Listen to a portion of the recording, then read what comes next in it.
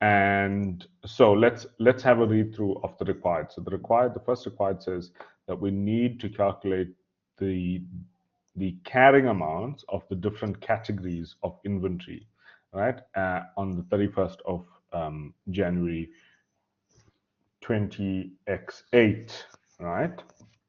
So the carrying amounts of inventory is what we're looking for. It then says calculate the value of the finished, so part B, I'm talking about part B now. Calculate the value of the finished goods that would be presented on the face of the statement of financial position, right, at 31 January 20x8 if the write down, so immediately we know what is going to come our way. What section? Type your answer in the chat. What section do you think is coming our way when you see that word write down? If a write down is required, right, calculate the amount thereof and show the related journal, right? So we'll do that as well today. When it comes to the disclosure, I'm just going to talk you through the disclosure. We're not going to write it out because we won't have enough time to write the disclosure out. Okay, so we changed pages. You're going to zoom in again on your side. You're going to have to zoom in. Okay, cool. So Prina Limited manufactures bath oils, right? So bath oils is what they manufacture. It says the following information is available for January 20x8, the company's first month of operations. Why is first month important? What does that mean for balances? What does that mean for balances? Type your answer in the chat. What is happening with the balances if it's in the first month of operations? There's zero. Okay, the opening balances are going to be zero, right?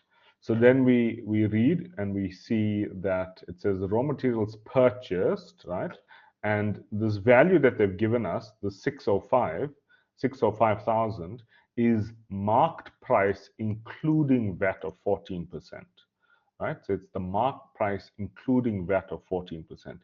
So again, you're going to look at the chat, and I want you to answer: do we include VAT or exclude VAT in the cost of inventory? Yes or no? Do we include or exclude VAT in the cost of inventory? Okay, we must try and exclude it. Okay, so we're going to get to that just now. Then it says trade discount received, right? That's important. Remember, with the trade discount, there's no there's no variability, there's no uncertainty. You know for a fact that on day one you're getting this trade discount, right? So that's the trade discount. It's not like the settlement discount where there's a little bit of uncertainty. Okay, so it says trade discount received was 8% of the marked price excluding VAT. So we need to first take out the VAT before we can calculate what this 8% is. It then says the discount offered on the purchases was 4,200, but the discount actually received was only 3,200. Okay, we're going to talk a little bit about that later, so I'm not focusing on it now. It says the variable overheads, admin is 30%, manufacturing is 70%. Which one are we going to be including? 30% or 70%? You must just type out in the chat for me 30% or 70%. So as you can see, people are typing 70%. We including only the manufacturing overheads. Okay, that's why we're saying 70%, right, everyone? Those that are confused, we're only including the manufacturing overheads. That admin cost is going to be non-manufacturing. Cool. Okay, so then that's 100,000, right? The total is 100,000. We then hear about the rental and insurance, and then it says read below or see below. So the amount is 200,000. Let's see how it's broken up, right? So we go to bullet point 1, right? Just scroll down to bullet point 1. And bullet point 1 says rent and insurance for the 20x8 year was paid in full. Now we've got a problem, because what are we talking about? What does our required ask us. So the required, sorry, I just changed, but the required asks us to calculate it at the end of the month. This is the first month of operations. All right, and I've changed the slide again. But yet, when we look at the information that we're given years. So remember, we had that discussion about comparing apples with apples and oranges with oranges. So here we are being given years, right? But we're having to calculate a monthly figure. So what do we need to do to the figures that we're about to see? We need to divide them by 12, right? Why 12? Because there's 12 months in the year. Okay.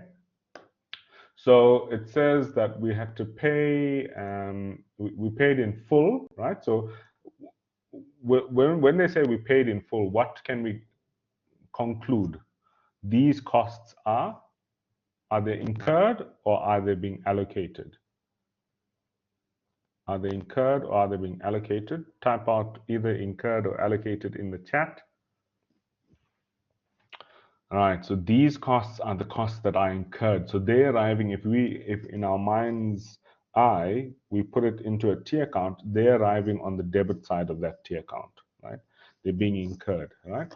So we've got an amount for factory, right? So you guys are going to take your calculators now and you're going to divide that 140,000 by 12 for me. You're going to divide 140,000 by 12. What amount do you get? You're going to get a funny amount. Type that amount out in the chat. I'll type the amount that I get out. We can see how we compare, right? So we're going to get an amount of 11,667. We'll round off to the nearest rand, if that's okay with everyone, right? We'll round off to the nearest rand. So we're gonna get that amount. So that's the amount that we paid for January, right? That's the rental that we paid for January. Then, so factory is okay. We're not worried about factory. That's a manufacturing overhead. Everyone happy, right? You know why it's a manufacturing overhead? It relates to the factory. So we're not really. Yes, someone has a question.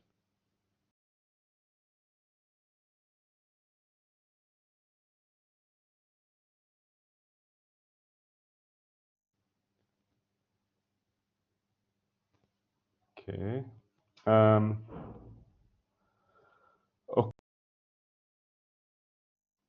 Okay. Okay, let's just continue. If you have your question, you can just pop it in the chat. And if I don't get to it, then you can put your hand up. Okay, so everyone's happy with factory, right? We know that a factory is a manufacturing overhead. We're not worried. Now, let's have a look at this next one. It says warehouse storage for work in progress while oils cool before coloring is added.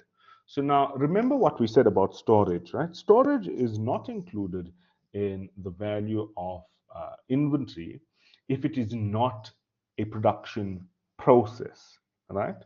And I said one easy way to identify a production process or identify if storage is a production process is if the storage happens before production, then it's not a production process. If it happens after production, then it's not a production process. But if it happens within the production, that means it must be a production process. So if you have a look at this statement, I want you to type out in the chat in or out. Is it in production or is it out of production?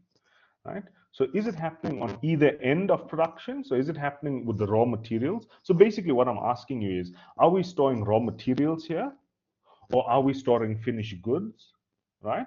And the answer is no, we're not storing either of them because what does the question tell us we're storing? We're storing work in progress. So that means it is a production process. Does that make sense to everyone? So this rental for the storage of work is a production process. So you guys are going to take that 30,000 and divide it by 12 for me, or you're then going to type out the amount that you get in the chat, please. You type out the amount that you get in the chat. That's a nice round figure. Does everybody understand? Should I go over? Do you understand why we're including the storage? Right? Right? If you don't understand, put up your hand. If you don't understand, shout, because Yeah, because it's a basic sort of concept, right? Okay, then it says the shop where the oils are sold to the public. So this is what we would consider a selling cost, right? So because it's a selling cost, it relates to the sales. We need to ask ourselves, were those oils sellable before we put them in that shop? And the answer is yes. So therefore, we will not be including it. Everyone happy? Therefore, we will not be including it. Okay. Okay, cool. Right. So let's go back to our table at the top. So if you scroll a little bit up, back to the table at the top, we are now on salaries and wages. So salaries and wages of 500,000 Rand, right? 500,000 Rand. It says see below. Let's go and have a look. So it says salaries and wages comprise 50%, 55% at least, 55% manufacturing, uh, uh, 15% administrative or administration, and 30% the sales department. Okay, so which of these are we planning to include? Right? So because they have been vague, right? So I want you to type out the number. Which are you going with 55%? Maybe you're adding 55 plus the 15, right? Maybe you're going to add them, or maybe you're going to go with 100%, right? So, or maybe you want to try 30%. I don't know what your plan is, but it seems like most people are going with 55%. So the question is, why aren't we including administration? Firstly, the question is silent, right? So we can assume it's just basic administration. If the question had indicated that, listen, this was factory administration, that would have been a totally different situation. But because the question is silent about what administration it is, we can assume it's general sort of administration, and therefore it's excluded. Sales is clearly not going to be included because it was in a sellable state before before the sales people handled it or got a hold of it. So that won't be included. So the only amount that we're including now is going to be 55%. We then hear that the manufacturing salaries are considered variable. That makes sense, right? Because remember, the manufacturing salaries are going to be a direct labor cost, right? Makes sense. So it has to be variable in line with production, while the administrative and sales are going to be fixed. But we know that we're not going to include them because they are a non-production fixed overhead, right? They're non-production fixed overhead. Okay. Cool. We then told about packaging materials purchased. We've got an amount there of 685.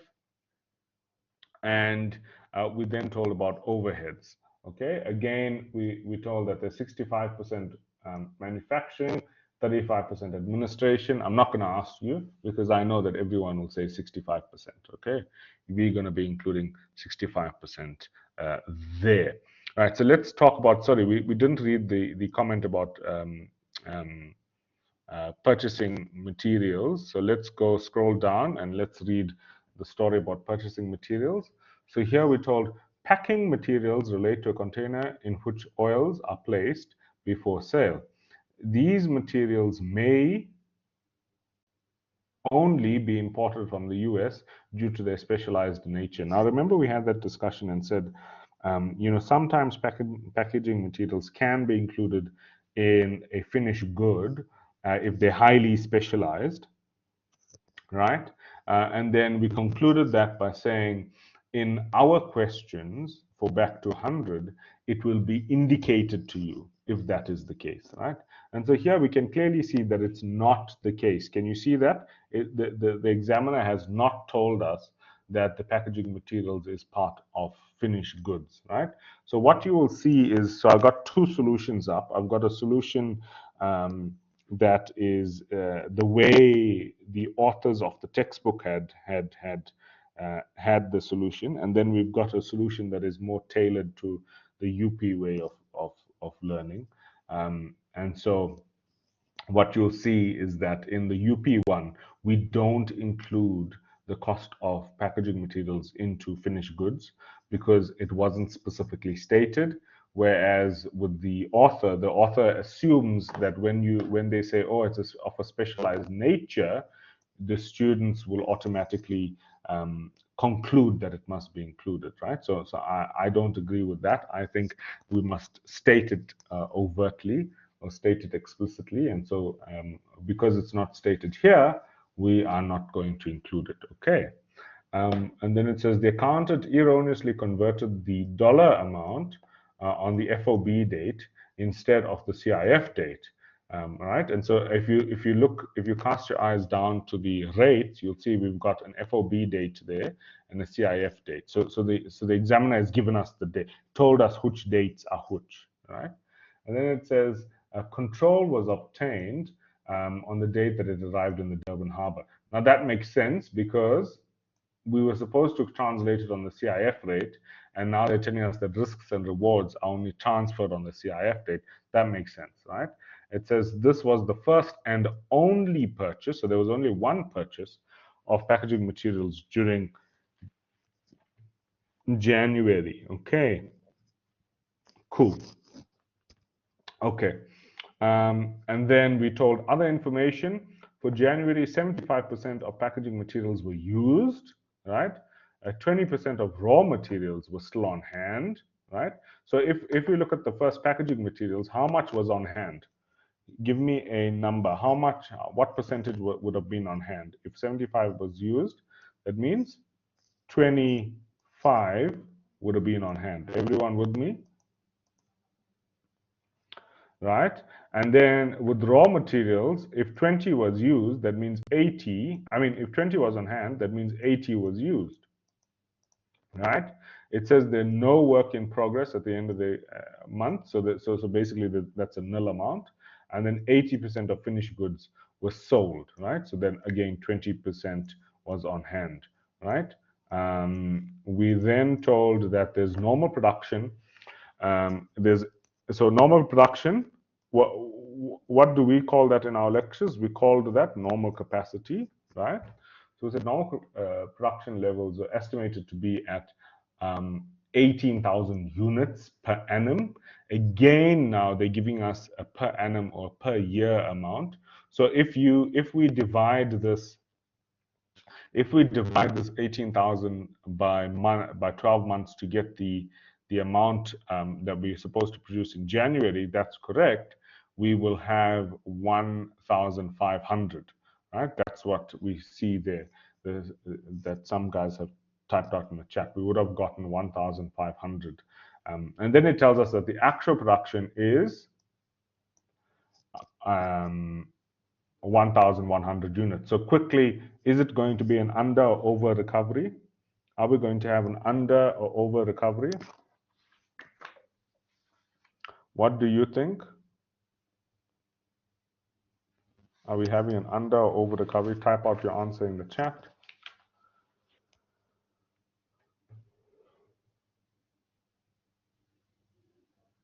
Right? So we're going to have, like people are saying there, we're going to have an under recovery. Remember, with an under recovery, what do we do? What do we do with an under recovery? We're going to increase that cost of sales yeah, we're going to increase the cost of sales, and we want to try and decrease or eliminate that fixed production overheads, right? But this is for the month. Can we determine if we don't have the whole year's production?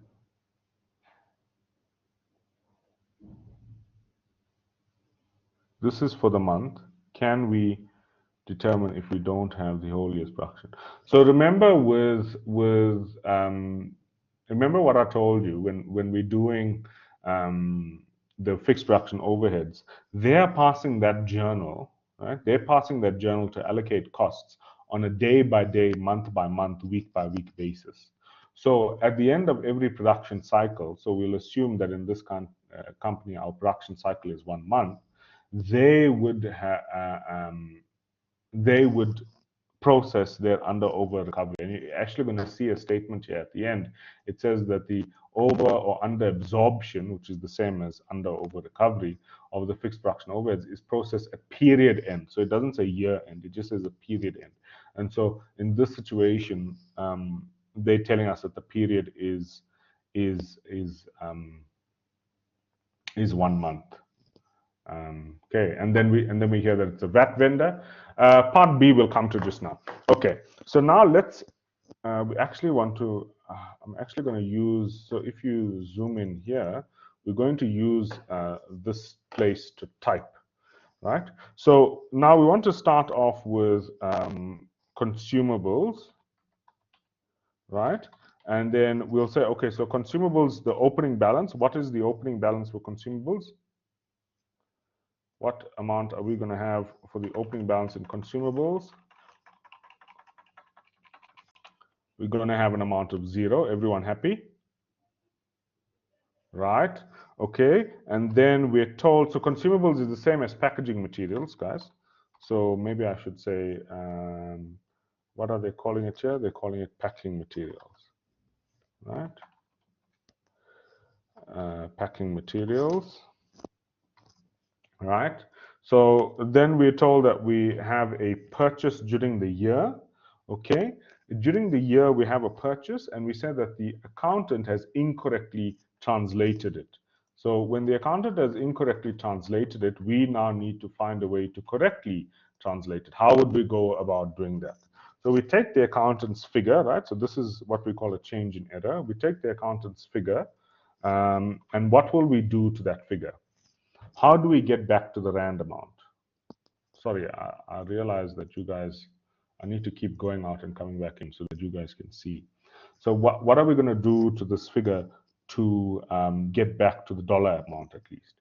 We're going to divide it, right? Because remember, we would divide it by the rate that the accountant used, which is 7, and then we want to multiply it by the rate that's supposed to be used, which is 9. Right? Everybody understand that? Everybody understand what I did? Come, I need you to tell me if you are okay with what I'm doing. Right? So the accountant used 7, right? The accountant was supposed to use 9, right? So what we've done is we have gone and we've said we're going to divide it by 7 to get back to the dollar amount, right? And then we multiply it by the correct amount, the 9, to get back to the amount that needs to be there. Okay, did anything else happen with the packaging materials? It says that there was just one purchase during the year. Can you see that? Right? Do you want me to go back and show you where it says that? Right? We read that there was just one purchase during the year. Okay, so next we can determine or look at what was used, right?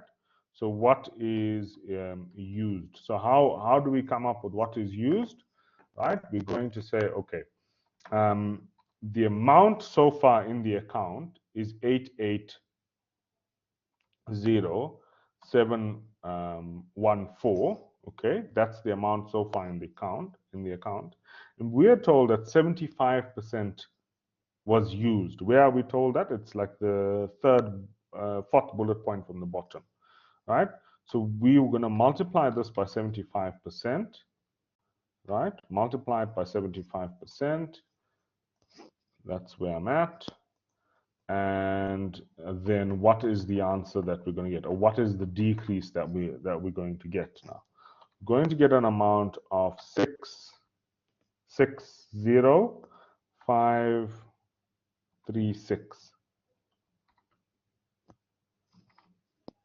Okay, everybody happy so far? Right?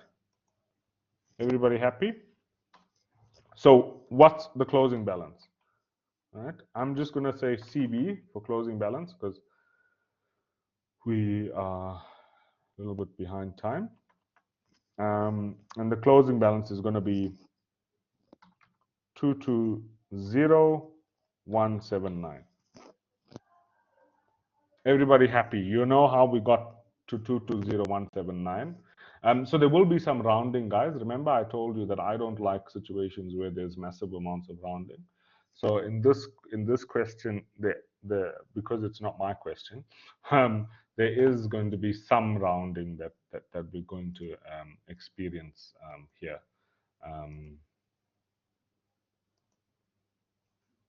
Okay. Everybody happy so far with consumables? Can we move on to raw materials? Okay, let's do raw materials.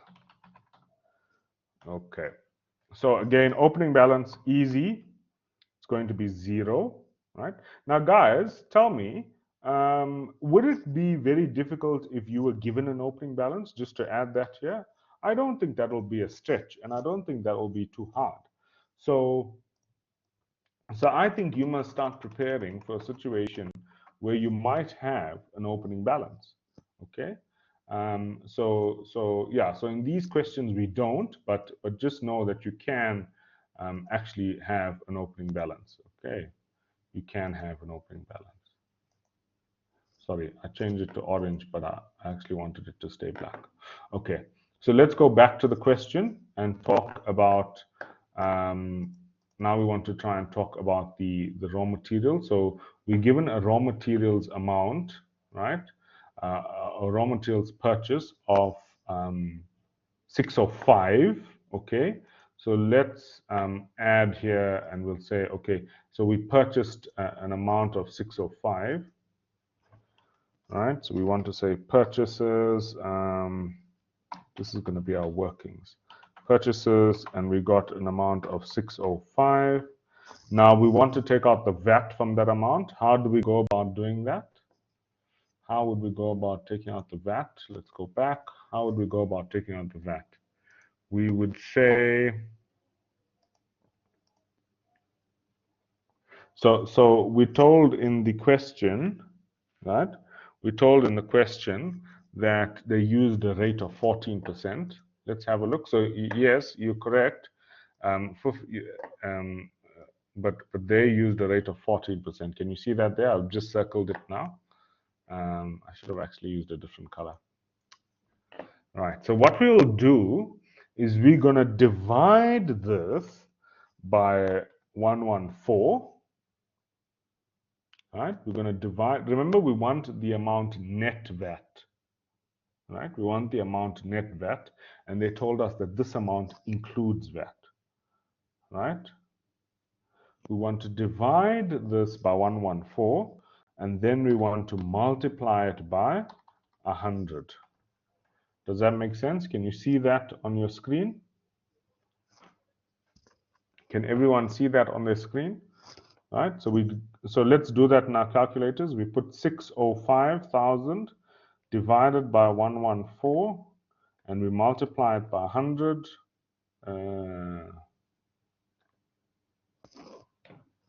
Right. So that's the amount that we get. Right. So we get an amount of 530702. Right. That's the amount that we get. Right. So everyone can see that there. I'm just going to put an equals to sign in between. Okay. So that was the amount of the purchases. That was the amount that we should have put into inventory. But we then told, so go back to the question, we then told that there's this trade discount of 8%. Remember, with the trade discount, you're always going to get it. It's not like a settlement discount. There's no uncertainty around the trade discount. So let's go back and remove that trade discount.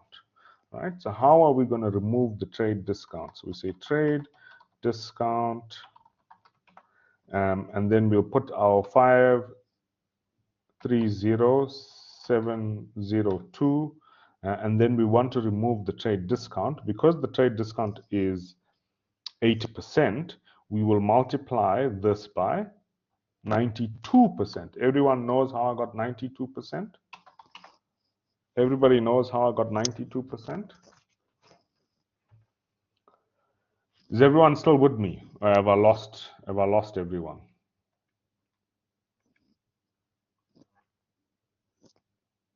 Okay, cool. Okay, so our amount net of the trade discount is going to be 488,245. Okay, in fact 246. We're gonna round it up. Okay, 246.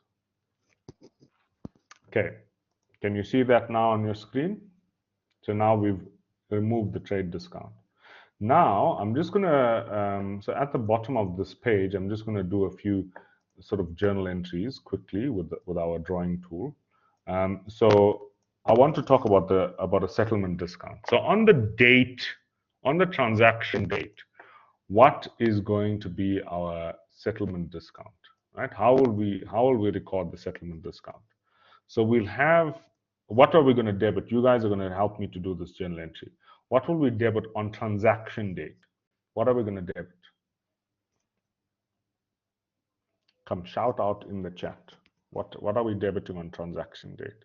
When we have something with a trade discount, we're debiting inventory, right?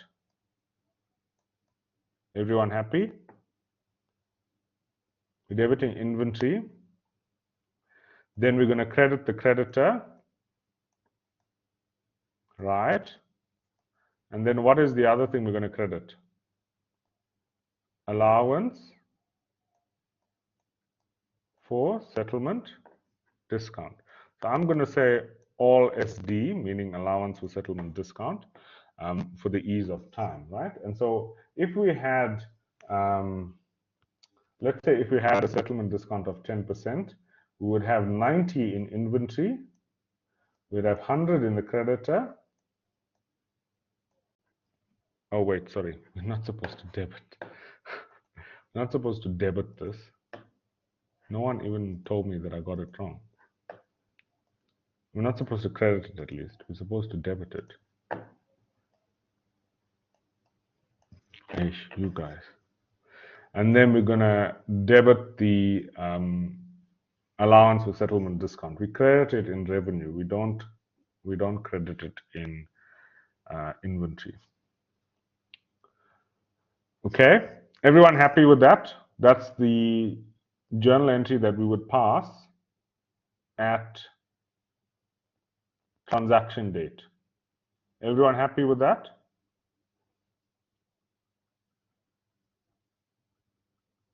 Right, now on settlement date, what are we going to, so let's say we never got the discount, or let's use an example similar to the one we got in this question. Let's say we only got 5 Rand of the discount, the other 5 Rand we forfeited, right? So let's say we only had 5 Rand of the discount. What is that going to look like? Right? We're obviously going to decrease the creditor, so we're going to credit the creditor, right? How much are we going to credit the creditor for? It's going to be for 95 Rand. I mean, how much are we going to debit the creditor for? It's obviously going to be 95 Rand because we only got 5 Rand of the discount, right? What else is going to happen? Bank, right? We're going to credit bank, right, for also 95 Rand. Happy? All right, then we're going to debit the creditor again, and this is the 5 Rand. From where has this 5 Rand come? It's come from this allowance. Okay, right? So we obviously are going to credit then the allowance, right? And then this last 5 Rand that's remaining in the allowance, we would move it to inventory. Okay, so that journal entry would be a debit of inventory and a credit of the allowance. Does everyone understand how that whole system works? So then my question to you is, what is the closing balance of inventory after settlement date? What is the closing balance of inventory? Can you type out in the chat what you think the closing balance of inventory is going to be? In the meantime, I will erase our thing that I've done here.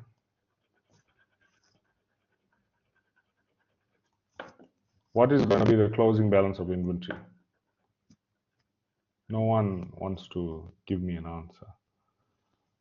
The closing balance is going to be 95. Right? In that example, the closing balance would be 95. Right. So when we look at this question, right? So I'm just going to erase a little bit here so we can read it nicely. When we look at this question, it tells us that there was settlement discount that was offered of 4,200, but the settlement discount that we received was only 3,200. So in our example that we just did with 100 Rand and 10% discount, the settlement discount that was offered to us there would have been 10 Rand, but the settlement discount that we received would have only been 5 Rand, right? So if we apply that same principle here, what amount are we going to decrease inventory by?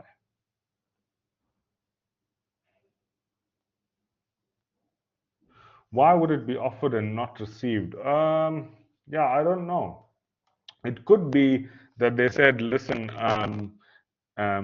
it could be that they said, if you pay within 15 days, you get 4,200, but if you pay within 30 days, you get 3,200. And and so on. If you pay within 45 days, you only get 2,200, and so on and so on. They could have done it like that, right? Until eventually you get down to no.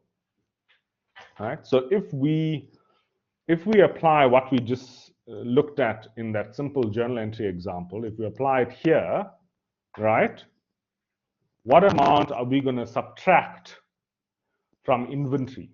Are we going to subtract the 4,200 or the 3,200? That's it. Does everybody understand why we're subtracting the 3,200?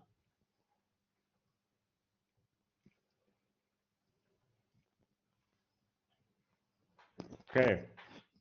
So we're subtracting the 3, right? Someone said. So the offered discount is the most that you can get. Correct. The offered discount is the most that you can get. And at transaction date, that would be the discount that we subtract from the inventory, right? At transaction date, you're going to subtract the offered discount, right? But at settlement date, right? Remember, at settlement date, there's no uncertainty. The uncertainty has gone, right? So we know what's happening. At settlement discount, we would subtract what was actually received. Okay. So back to that was a long story, but back to our story here. The settlement discount is now going to be, that we're going to subtract, is going to be minus 3,200. What amount is that going to give us? That's going to give us an amount. So the final amount, and I'm going to say subtotal, the final subtotal then for inventory for raw materials is going to be what? Help me out. It's going to be 485,046. Okay. 485,046. Okay, then we told that out of that, 80% is used, so 20% is left behind. So the used amount, we're obviously going to say 485. Put that in your calculators, guys. 485,046. What is 80% of that? What is 80% of 485,046?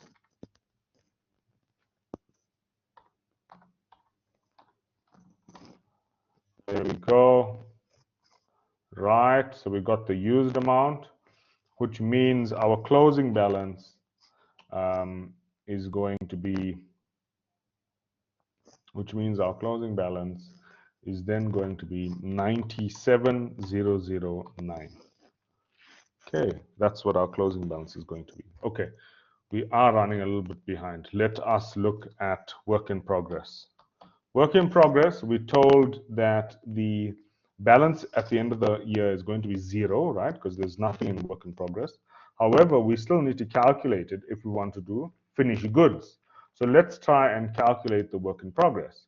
We're going to start off the work in progress with the opening balance of 0. Everyone's happy with that. I'm not going to explain why, but we're going to have an opening balance of 0 there. Then we're going to want to move the amount that is used of raw materials, right?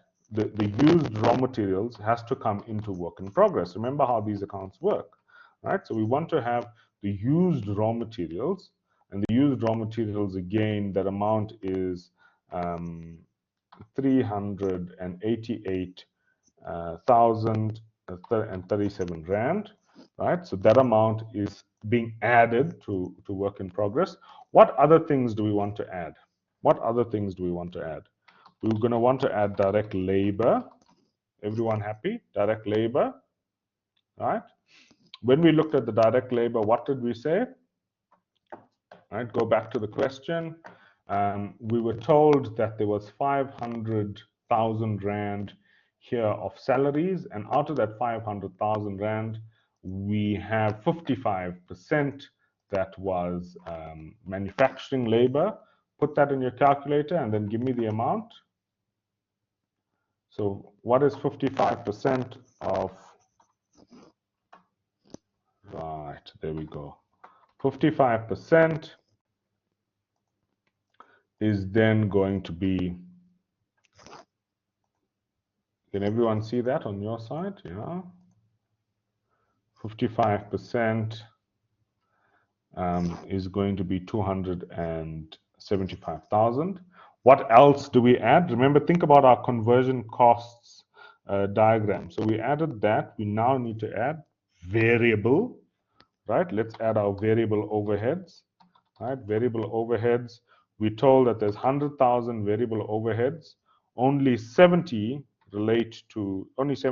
at least relate to manufacturing. The other 30 is, I think they said admin, right? So we're only going to add 70 of that.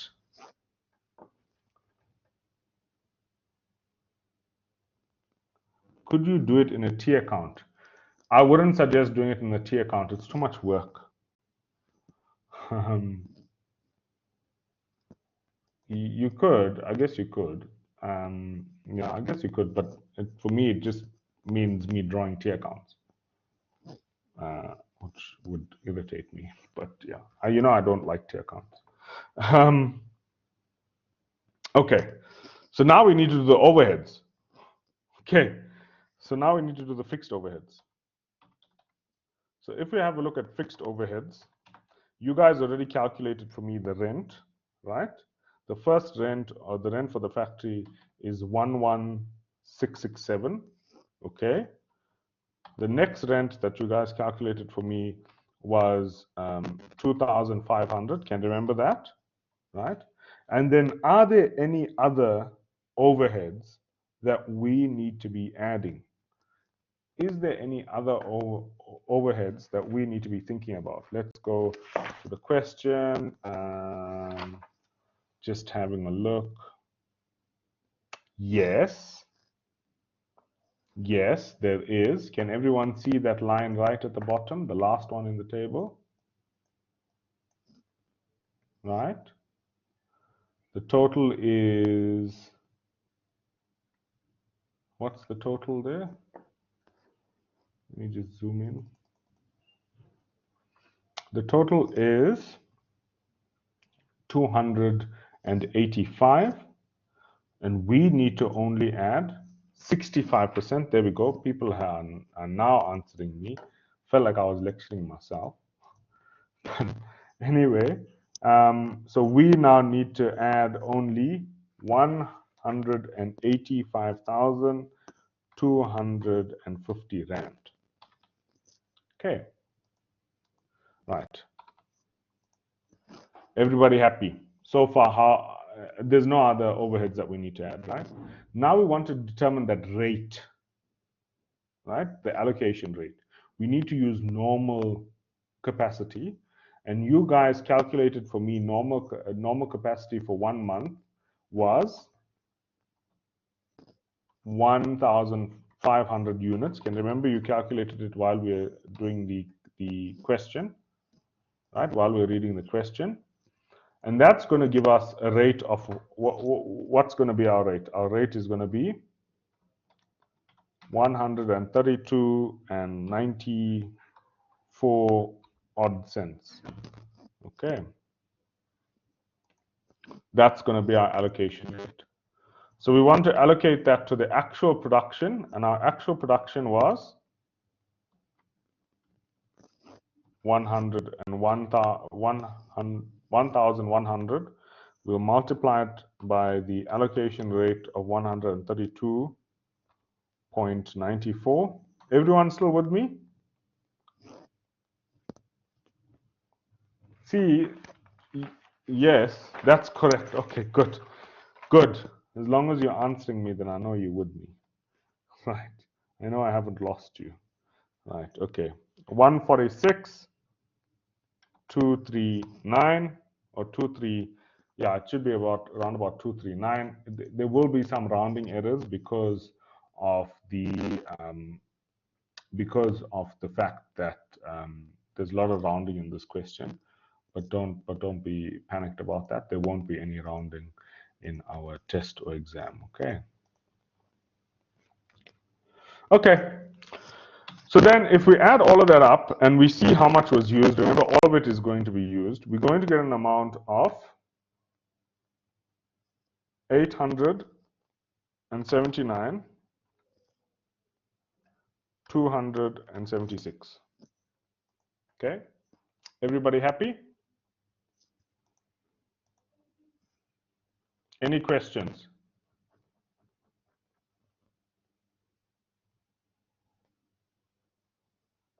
Okay, I'll assume. Can you please explain how you get the one? Okay. So what we did is we added the rental for the month, right? We added rental for the month of the factory, which is 11,600. Yes, that's how we got it. Yeah, but so we added the rental for the month in the factory. We added the rental for the month in the what you call it, the warehouse, and then the other fixed overheads. We then divided it by the normal capacity, which is 1,500, which you guys calculated already, and that gave us the allocation rate of 132, and then we multiplied that 132 by what the actual production is.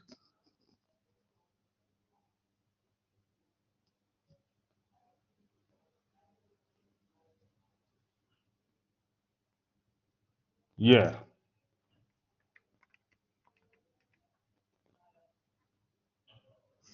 Yeah. So it's the same, it's just calculated with more decimals. That's correct.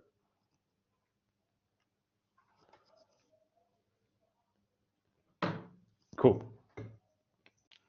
Cool. Okay. Okay, cool. I just need to, right. So now we want to do finished goods, right?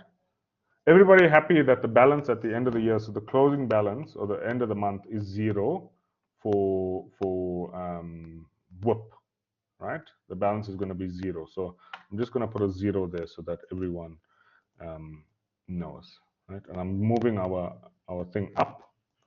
Oh, now I need to erase this. I'm moving our workings up so that we have space. Okay, finished goods, guys. We're almost done. Finished goods. right? The amount that's come in from work in progress is going to be from WIP. The amounts coming in from WIP is going to be the 879,276. Okay. We are then told that there's going to be 80% that's sold. So we say sold, and we take 80% of the 879 out. What amount does that give us?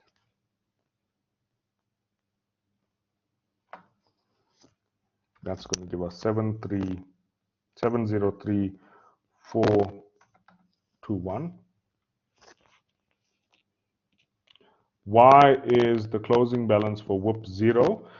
So if we go to the question, it's given to us there. So let me just put my pen on. So in this point here, it's given to us. It says there was no work in progress at the end of the month. That's why the work in progress is 0. Cool. All right, so we want to minus that. That gives us a final closing balance of finished goods that amounts to 175,855. Oops, sorry, 855. 855. So that is the balance at the end of the year, or at the end of the month. Okay, now I quickly would just want to look at part B, right? Unfortunately, when I'm doing part B, just because I'm running out of space, I'm going to have to delete the stuff that we did for consumables and work in progress and raw materials. We will just keep the finished good stuff there, right? Okay. We'll just keep the finished good stuff there. Now, I just want to talk a little bit about net realizable value, right? So remember, net realizable value is going to be the amount that we can gain from selling the product, right? The amount that we can gain from selling the product, and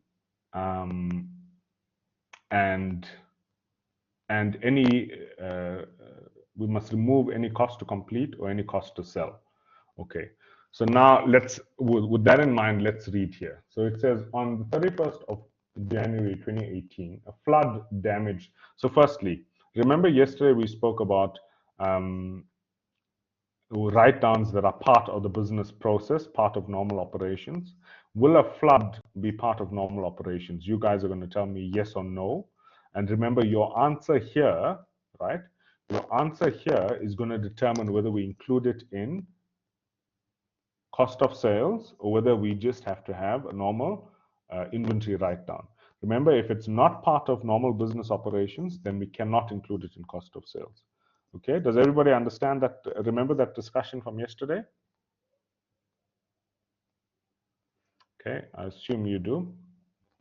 Okay, so the flood, we're not going to include it in cost of sales. It's going to be inventory write-down. Okay, so the flood damaged the finished goods on hand. The damage, it says damage most of the finished goods on hand. The expenditure to restore the goods to a sellable condition is expected to be 90,000, right?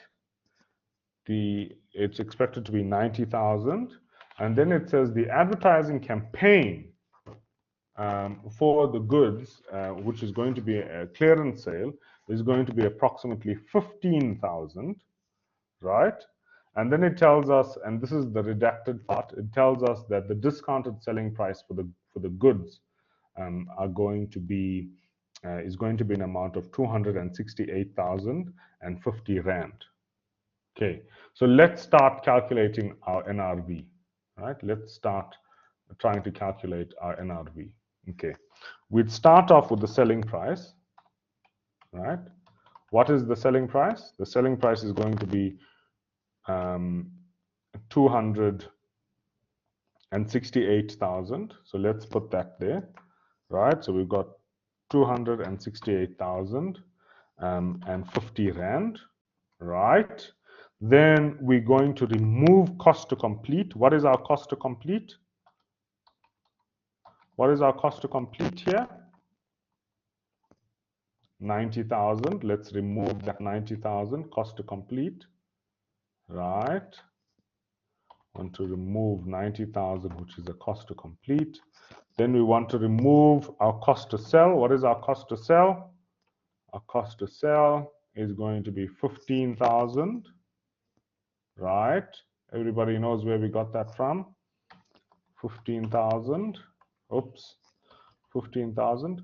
Right. So what is our NRV?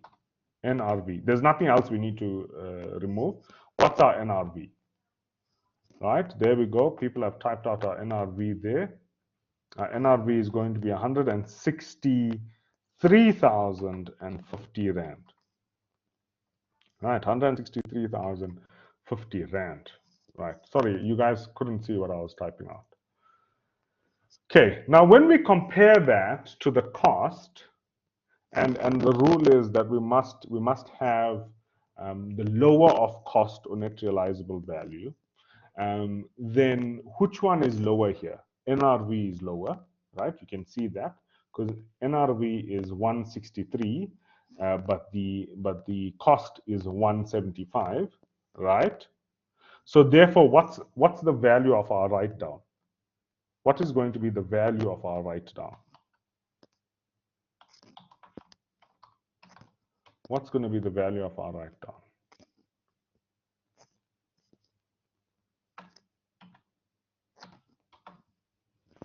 Right, that's it.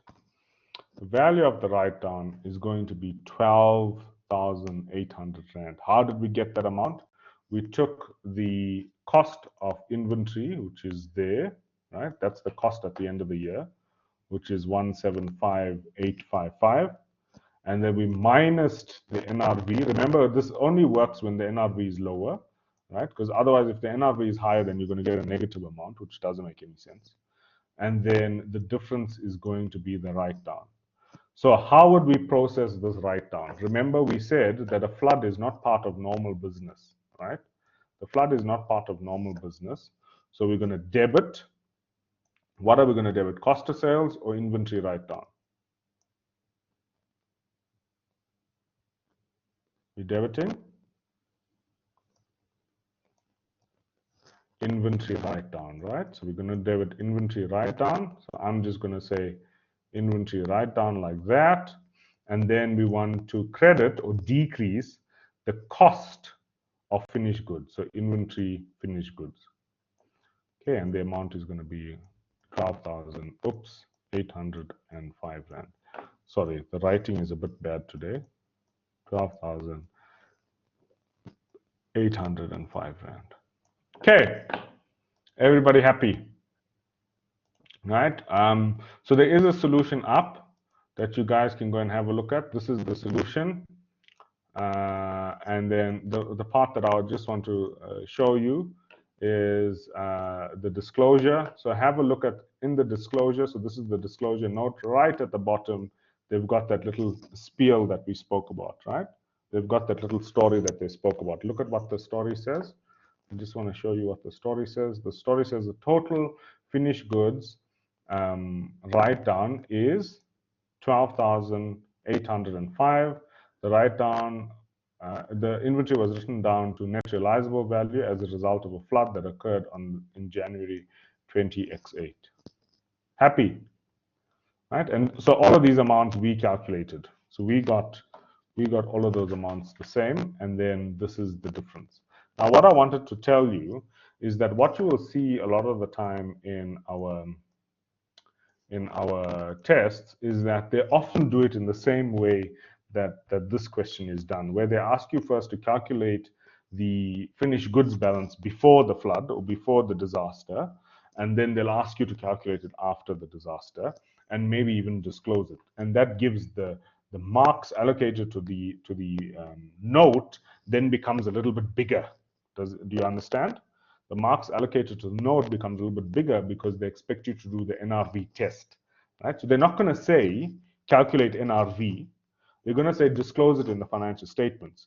They expect you to know that you need to calculate NRV.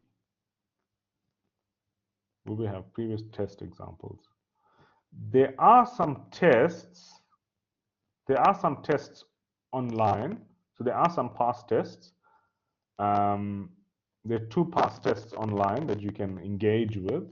And then also this example, this class example, plus 13.13, 13.14, 13.15.